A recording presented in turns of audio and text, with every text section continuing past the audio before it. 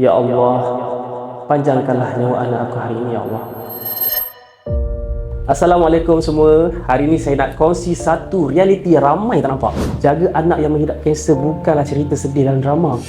Ini realiti yang berlaku setiap hari tau. Ada ibu bapa yang bangun pagi dengan satu doa je. Ya Allah, panjangkanlah nyawa anak aku hari ini, Ya Allah.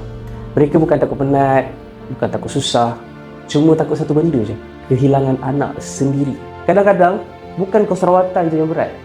Benda asas macam lampin pakai buang dan susu khas pun jadi beban besar. Dan anak-anak ini perlukan semua untuk terus kuat lawan penyakit. Melalui Adina Charity Circle, setiap bulan kami cuba untuk bantu cukupkan keperluan mereka sekitar RM10,000 sahaja untuk kelangsungan anak-anak yang mengidap kanser ini untuk bertahan. Jadi kalau hari ini kita ada rezeki lebih, why not kita jadikan rezeki itu asbab kebaikan.